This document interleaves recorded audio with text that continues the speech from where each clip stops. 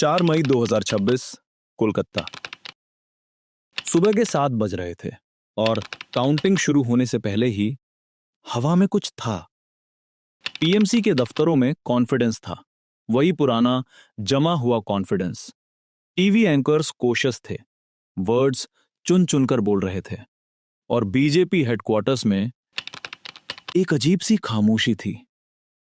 खामोशी उन लोगों की होती है जो बहुत लंबे समय से किसी चीज का इंतजार कर रहे हों। 12 साल, booth by booth, village by village, worker by worker. कुछ घंटों बाद टेलीविजन स्क्रीन्स पर हरा रंग धीरे धीरे भगवा होने लगा। बीजेपी क्रॉस्ड मेजॉरिटी, फिर 150, फिर 180, फिर 200। वेस्ट बंगाल, वो स्टेट जहां बीजेपी को आउटसाइडर कहा जाता था, जहां लेफ्ट ने 34 साल राज किया, जहां ममता बनर्जी को हराना असंभव माना जाता था, उसी बंगाल में बीजेपी ने 207 सीटें जीत ली।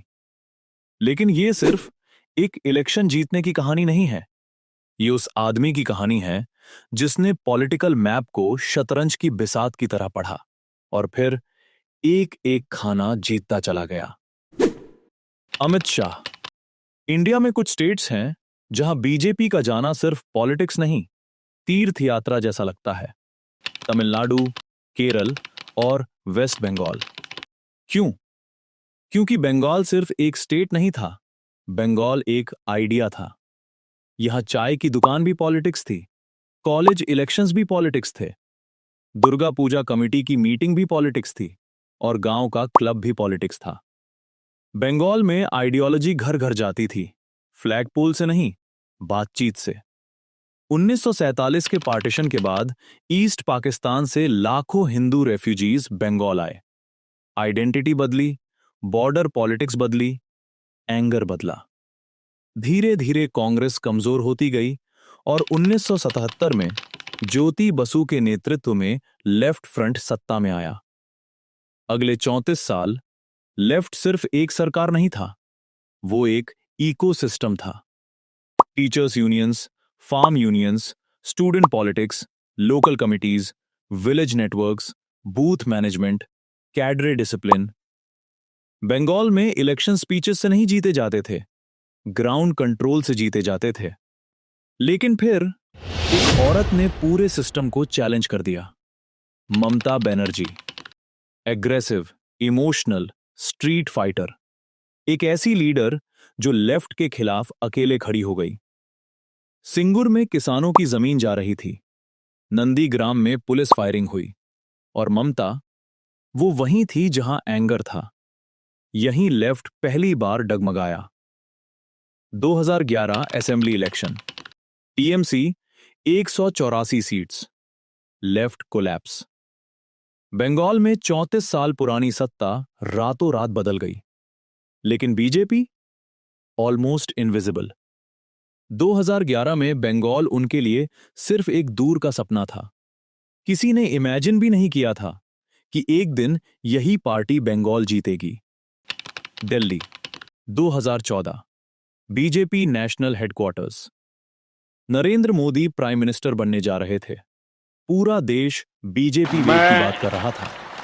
लेकिन नरेंद्र उसी भीड़ दामोदर में दास मोदी एक आदमी इंडिया का पॉलिटिकल मैप अलग नजर से देख रहा था। अमित शाह। भारतीय राजनीति में उन्हें एक नाम से जाना जाता है, चाणक्य। क्योंकि अमित शाह स्पीचेस से पॉलिटिक्स नहीं करते, वो सिस्टम्स बनाते हैं, डेटा पढ़ते हैं, वीकनेस ढूंढते हैं, और इलेक्शंस को साइकोलॉजिकल वॉर में बदल देते हैं। उत्तर प्रदेश, गुजरात, त्रिपुरा, कई इम्पॉसिबल बैटल्स वो पहले जीत चुके थे। लेकिन बंगाल बहुत अलग था, क्योंकि बंगाल में बीजेपी को सिर्फ इलेक्शन नहीं जीतना था, उसे कल्चरली एक्सेप्ट भी करवाना था, और यही इस मिशन को डेंजरस बनाता था। 2014 लोकसभा इलेक्शन में बीजेपी ने बंगाल में सिर्फ 2 सीट्स जीती थीं, टीएमसी ने 34। लेकिन अमित शाह नंबर्स नहीं देख रहे थे, वो पैटर्न्स देख रहे थे। कहां हिंदू वोटर्स कंसोलिडेट हो सकते हैं, कहां लेफ्ट कैडर्स टूट रहे हैं, कहां बॉर्डर एंजाइटी बढ़ रही है, कहां ममता गवर्नमेंट के खिलाफ साइलेंट एंगर बन रहा है। उसी पल उन्होंने बंगाल को बीजेपी का लॉन्ग टर्म मिशन बना दिया। अमित शाह ने एक बात बहुत जल्दी समझ ली थी, बंगाल को रैली से नहीं जीता जा सकता।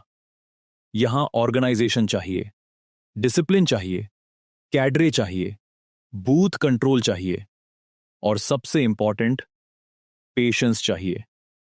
उस समय बीजेपी के पास बंगाल में मजबूत लोकल स्ट्रक्चर नहीं था, लेकिन आरएसएस क्वाइटली काम कर रहा था।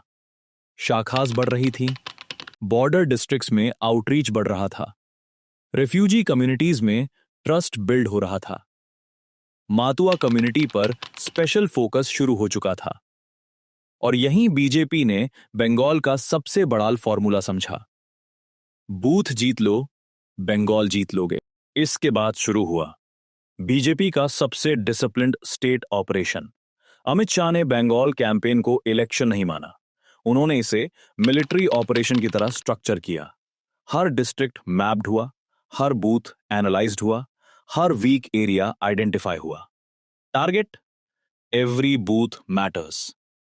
बीजेपी वर्कर्स सिर्फ रैलीज अटेंड नहीं कर रहे थे, वो वोटर लिस्ट पढ़ रहे थे, घर घर जा रहे थे, व्हाट्सएप ग्रुप्स बना रहे थे, फेस्टिवल कमिटीज में शामिल हो रहे थे, टेम्पल नेटवर्क्स एक्टिवेट कर रहे थे, लोकल इन्फ्लुएंसर्स आइडेंटिफाई कर रहे थे और इलेक्शन डे पर टर्न आउट मैनेज कर रहे थे। इंडिया में इलेक्शंस टेलीविजन पर नहीं जीते जाते, बूथ पर जीते जाते हैं और बीजेपी इस गेम की मास्टर बन रही थी।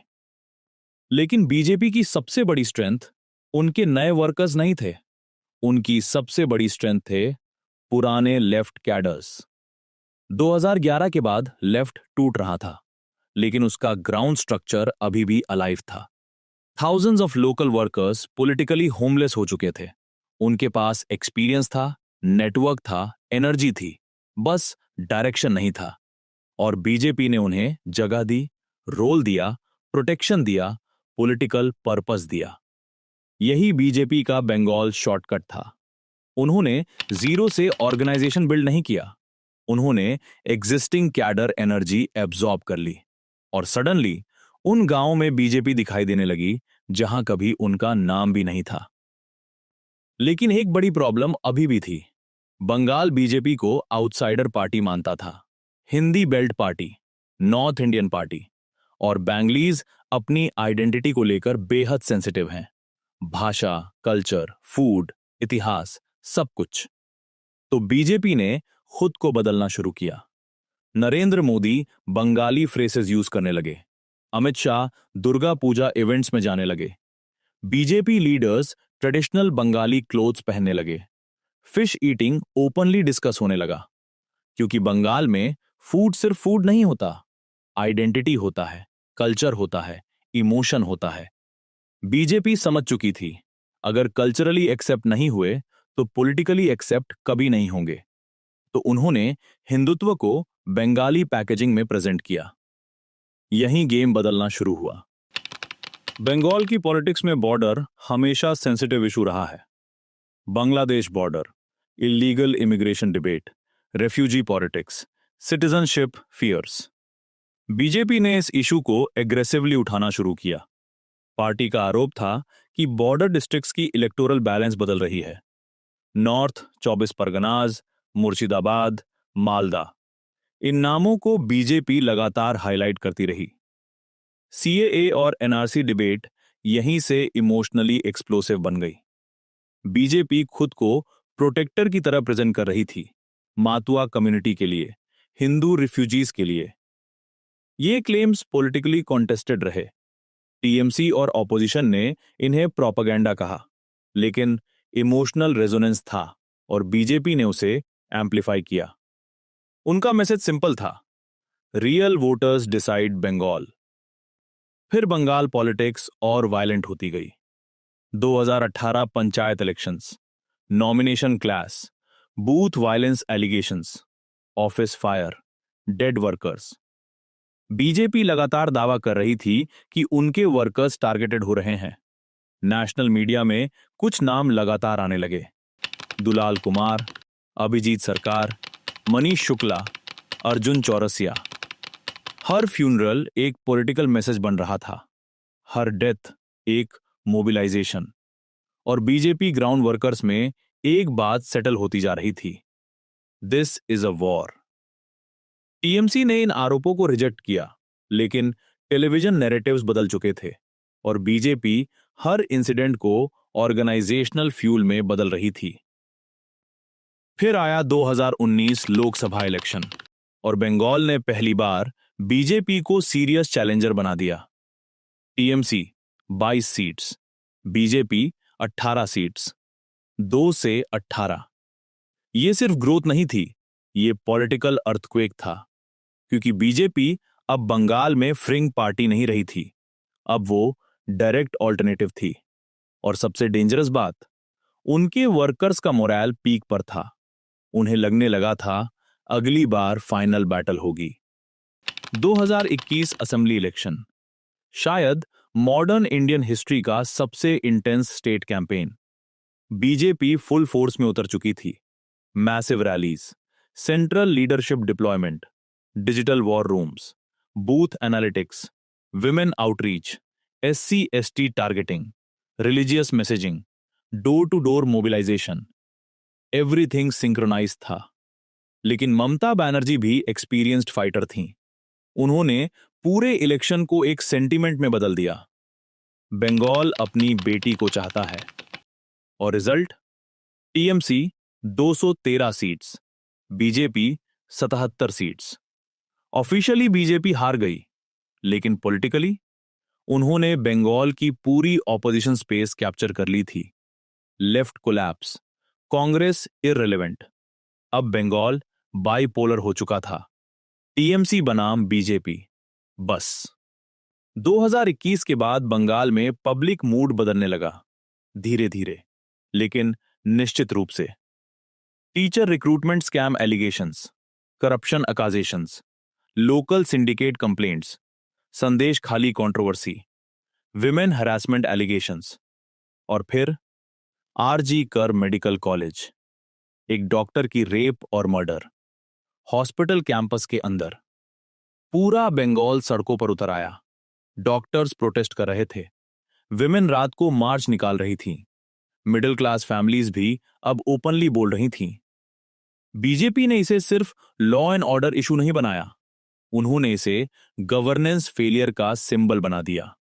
फियर स्टेट, सिंडिकेट राज, कोलैप्स्ड एडमिनिस्ट्रेशन, ये फ्रेजेस लगातार रिपीट होने लगे और धीरे धीरे एंटी इनकम्बेंसी इमोशनल बन गई। 2024 के बाद अमित शाह ने ऑपरेशन को फाइनल फेज में डाला। स्ट्रैटेजी सिंपल थी, no over confidence, no emotional mistakes, only organisation. BJP workers booth wise data verify कर रहे थे, वोटर लिस्ट करेक्शंस मॉनिटर हो रहे थे, बॉर्डर डिस्ट्रिक्ट्स पर एक्स्ट्रा फोकस था, विमेन आउटरीच इंटेंसिफाई हो चुकी थी, मातुआ बेल्ट एग्रेसिवली टारगेटेड था, आरएसएस नेटवर्क्स कंटिन्यूअसली एक्टिव थे। पार्टी लीडरशिप समझ चुकी थी, बंगाल टेलीविजन से नहीं जीतेगा, बंगाल ग्राउंड डिसिप्लिन से जीतेगा। और बीजेपी ने वही किया, slowly, quietly, relentlessly. Counting day, morning trends आने लगे, बीजेपी लीड्स, फिर बिगर लीड्स, फिर साइलेंस। कोलकाता शॉक था, दिल्ली सेलिब्रेटिंग थी और बीजेपी हेडक्वार्टर्स में 12 साल का प्रेशर फाइनली खत्म हो रहा था। Final result, BJP 207 seats, TMC 80 seats. The impossible state had finally fallen. BJP ने बंगाल सिर्फ स्पीचेस से नहीं जीता, उन्होंने बंगाल को स्टडी किया, उसकी कल्चर समझी, उसकी एंगर समझी, उसकी बूथ पॉलिटिक्स समझी, उसकी आइडेंटिटी समझी। उन्होंने ऑर्गेनाइजेशन को वेपन बनाया, वर्कर्स को आर्मी बनाया और इलेक्शंस को लॉन्ग टर्म ऑपरेशन। लेफ्ट ने बंगाल को आइडियोलॉजी दी, ममता ने बंगाल को इमोशन दिया, लेकिन बीजेपी ने बंगाल को मशीन पॉलिटिक्स का नया युग दिखाया। और शायद यही मॉडर्न इंडियन पॉलिटिक्स का फ्यूचर है।